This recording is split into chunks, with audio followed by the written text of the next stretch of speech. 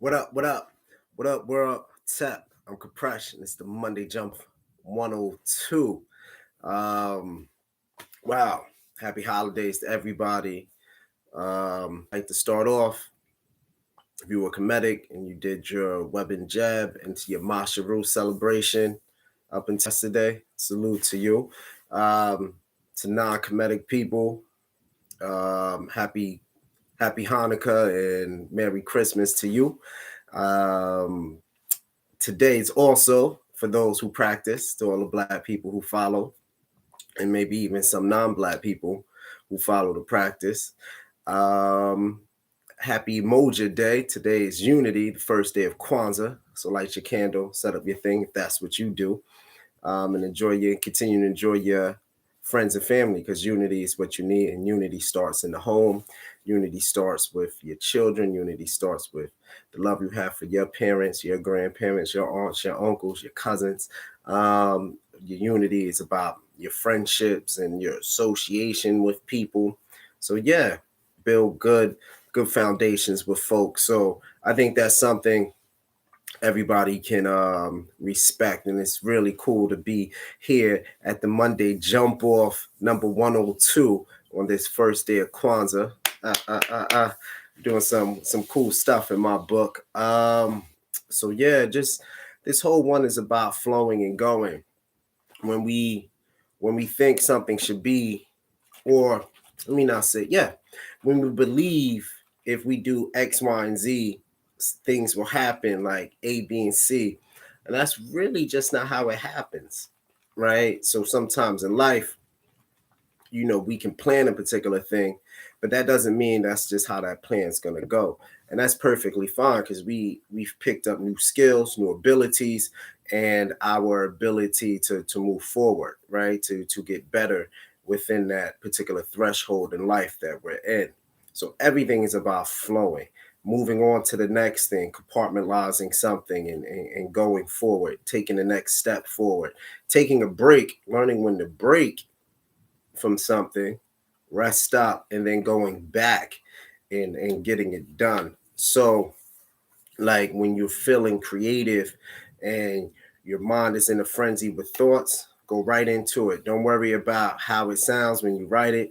Don't worry about how it sounds when you sing it. Don't worry about how it sounds when you play it. Don't worry about how it begins to look when you build it. But make sure you're doing your proper measurements, of course, right? And you're taking the time to stop and have understanding about what you want to do, and just keep pursuing it, right? So this whole thing going into the new year, it's just about flow. Flow is going to be ups and downs. They state that it's going to be a really bad recession. I think we're already in a recession. They say food prices are going to continue to go up. Um, so, stock up early. And yeah, flow and go. And most importantly, if you live in houses and these winter storms, I said these winter storms are going to be pretty bad this year. Make sure you have yourself a generator, good flashlight, some kind of firearm, of course, and good ring system, good security system of some sort. Some propolis stocked, some sardines, some non-perishable stuff in your crib, just in case you're locked out for a few days or snowed in for a few days from society, and you just flow with it. All good, all to the good. Make sure you have good socks, good boots, things that you can maneuver in, and you should be fine. And I say flow and go, because a lot of the sticking points in our life is just small moments, right? It's like that 30 minutes, that 8 hours, that 2 days, that 1 week, and then maybe even a month. But then after that, 28, 31 days, it's over. And then you got to be able to rebuild yourself, learn the lessons, regroup, and keep moving. So that's my thought for today. Because flow and go is an art form. You don't need to become cold. You don't need to become callous. You don't need to become bitter. You don't need to not show love anymore. You don't need to disrespect people. You're just flowing and going. And you got to put things, you always can have righteous, anger, make righteous judgment, correct righteously. But to maneuver with any extra heaviness in your heart, that's going to deter you from your ultimate goal, and that's going to steal your peace because it's stealing your time. And what steals your time definitely steals your peace in the end, because time is the only thing that we can't get back. We can get back money, we can get back in shape, we can get back into reading, we can get back into business, we can even get back into family. But the time that we spend on something that will not even be important next year this time, or actually next month this time, it's crazy how that go, might not even be important next week same time. So really understand what you're placing your emotions into and what you're giving your energy and who you're speaking to and what you're speaking to them about. Because if a person isn't building you, we ain't neutral, we ain't some kind of love connection or respect connection, then it might be destroying you. And that's just something you got to look at. All corners of your life, all sectors of your life, and that's fine. That's part of living too. And it's not that they're destroying you. The person that you've become or are becoming no longer needs that kind of person around to get to where they need to go.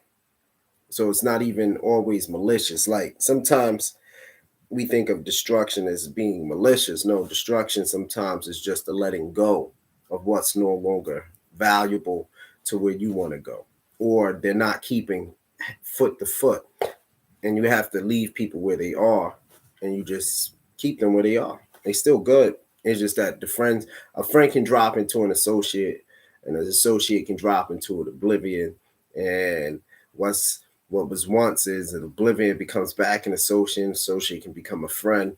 But your deep friends, your core friends that become like your family, they tend to keep you rooted and together and able to galvanize your strength, right? So we get a small group of those rooted friends, and then we get a ton of associates, and a lot of those associates are really dope, and maybe one day become rooted friends, right? Over time. So give people space, as always, space and grace to grow. Give yourself space and grace to grow, and see what's the reads about, because we're flowing, going, and growing.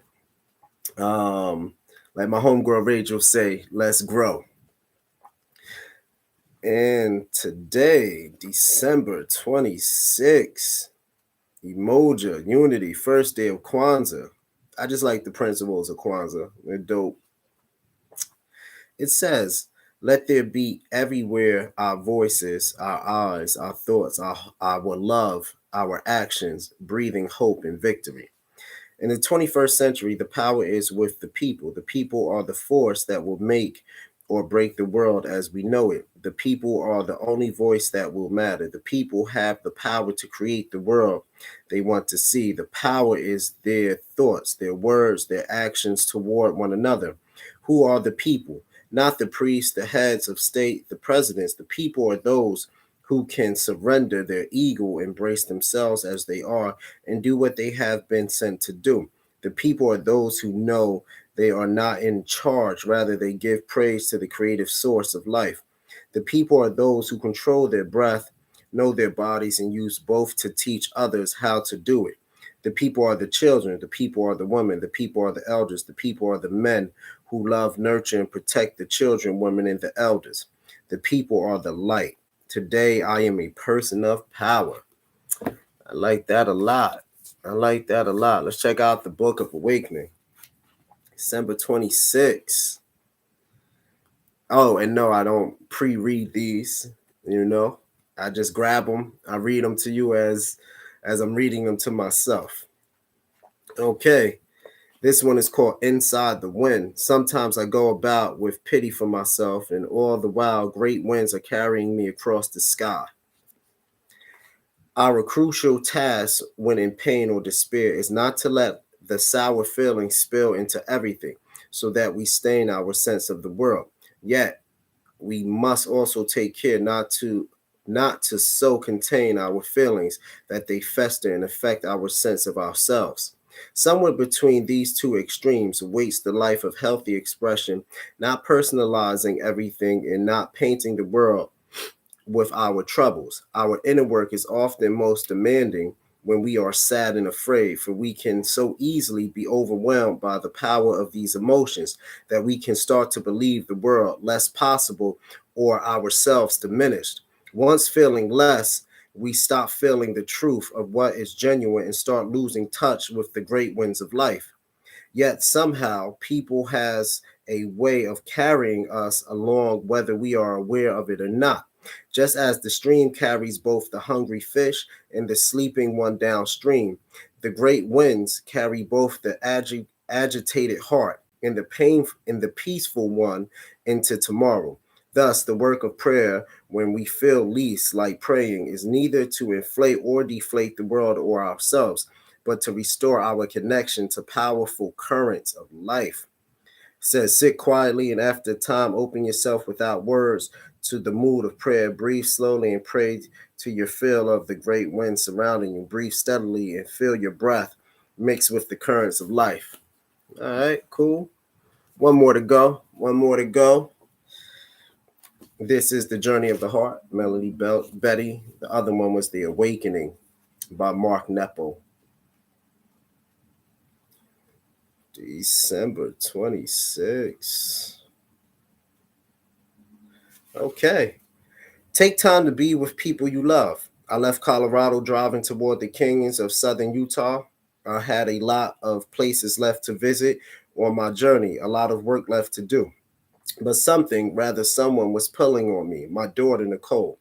She was in college in Arizona. When she finished exams, she planned to head to Minnesota to spend the summer there. We had talked about meeting somewhere midway.